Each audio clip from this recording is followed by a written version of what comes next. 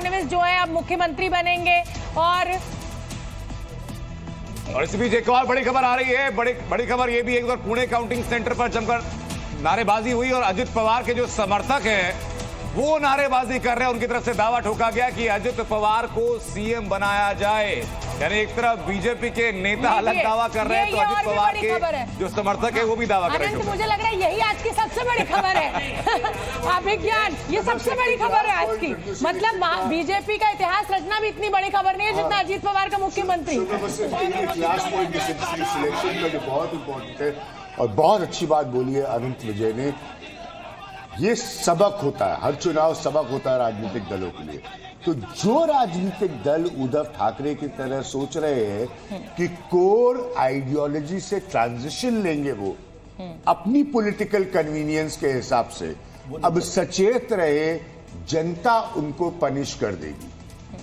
ये सब पर अप्लाई होगा कि आप अपनी पॉलिटिकल कन्वीनियंस के हिसाब से इधर छोड़ के उधर चले गए। हाँ, ये पीडीपी का भी हमने हाल देखा बीजेपी के साथ जब पीडीपी आई जम्मू कश्मीर में। जनता आपको पनिश कर देगी अगर आप उस कोर आइडियोलॉजी को सस्टेन नहीं करते। संदेश अभिज्ञान जी सीधा उद्धव ठाकरे पार्टी के लिए है जो आप कह, ये संदेश जो आपका आप जो कह रहे हैं कि कोड उद्धव ठाकरे के लिए कि आप बाल ठाकरे के लड़के होकर अगर आप ये राजनीति करेंगे तो एक अभिज्ञान जी आप मेरी तरफ देखिए, मुझसे मुखातिब होइए। अभिज्ञान जी आप मुझसे मुखातिब होइए, कहाँ आप अनंत के चक्कर में पड़े हुए हैं। और देखिए अजीत पवार को मुख्यमंत्री बनाया जा रहा है और रामकृपाल जी कह रहे हैं मुझे बोलने नहीं दे रहा है कोई। बड़ा इंटरेस्टिंग है। एक मिनट शोभना जी, बिल्कुल संजय विज्ञान जी ने जो बात कही, संजय विज्ञान, अरे सॉरी संजय अभिज्ञान मैं गलती से निकल गया। तो वही बात जो गलती उद्धव ने की थी 2019 में, वो शिंदे के लिए भी एक उदाहरण है कि कुर्सी के लिए जिस सिद्धांत पर बीजेपी उस समय कही कि नहीं हम या तो फडणवीस होंगे नहीं तो कोई बात नहीं हम विपक्ष में बैठेंगे, तो जो गलती उद्धव ने की थी और जनता ने जो आज हालत उद्धव की बनाई है, एक वो शिंदे के लिए भी एक सबक है। एक बात ये कही गई थी, अनंत विजय जी आ रही हूँ आपके पास। एक बात ये कही गई थी कि साहब बीजेपी जो है ये विपक्ष की तरफ से कहा गया था कि एकनाथ शिंदे को खत्म कर देगी।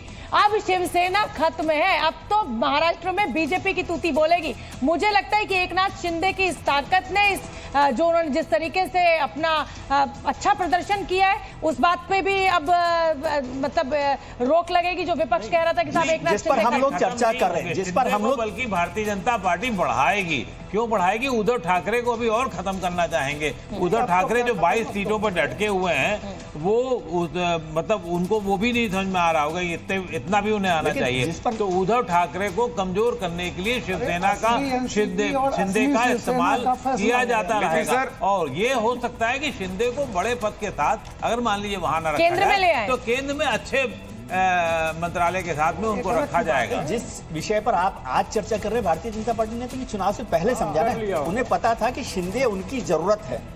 शिंदे के सहारे आज भारतीय जनता पार्टी सबसे बड़ी पार्टी है, लेकिन उनको पता था कि शिंदे की जरूरत इस चुनाव में उनको है। उसके बिना जो है लड़ाई लड़ना थोड़ा सा मुश्किल होता है। ऐसा नहीं है कि शिंदे का जो पूरा शिवसेना का वोट है, अगर शिवसेना शिंदे उनको नहीं समझ में आती कि इतनी कमजोर पार्टी है तो वो इस तरह से नहीं रहती। और उन्होंने पूरा ताकत दी और भारतीय जनता पार्टी ने कहा कि हम मुख्यमंत्री के तौर पर शिंदे साहब के नेतृत्व में ही चुनाव लड़ रहे हैं। ये तो उस समय भी तय किया जा सकता किया गया और आगे भी किया जाएगा। अनंत विजय जी, मैं शिंदे पर नहीं कहूंगा क्योंकि बीजेपी में ये सब चुनाव के बाद नहीं, चुनाव के पहले तय हो गया होगा कि कितनी सीटों पे कौन मुख्यमंत्री बनेगा और किस परिस्थिति में कौन नेतृत्व। दूसरी बात मैं ये कहा कि पार्टी मिलेगी, बैठेगी, वो राजनीतिक पॉलिटिकल पार्टी से नहीं है ना, वो हमारी पार्टी से है। मैं शोभना जी ये कह रहा हूँ कि मैं जो कह रहा हूँ ना, ये संदेश भारतीय जनता पार्टी के लिए भी है कि जिस दिन आप अपने आइडियोलॉजी से डेविएट करोगे, आपके कोर वोटर्स आपको छोड़कर चले जाएंगे।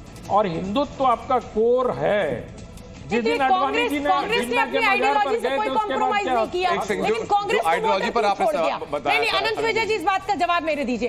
कांग्रेस ने अपनी आइडियोलॉजी को बिल्कुल नहीं छोड़ा, कोई कॉम्प्रोमाइज कांग्रेस के कोई आइडियोलॉजी नहीं है। शोभना, हालिया चुनाव में या लोकसभा चुनाव से निरंतर आप देखिए कांग्रेस अपनी कोई कोर आइडियोलॉजी स्थापित करने में कामयाब हुई नहीं है। Is a case of socio political rejection and a bad government. आप 2012 और 13 की स्थितियों को पढ़िए, जहां से बीजेपी और मोदी को मौका मिला राइज करने का। तो ऐसा नहीं है, डोंट वाइप ऑफ कांग्रेस, वो भटकी नहीं, बट उसको रिएक्शन मिला क्योंकि उसकी government was seen nationally as corrupt.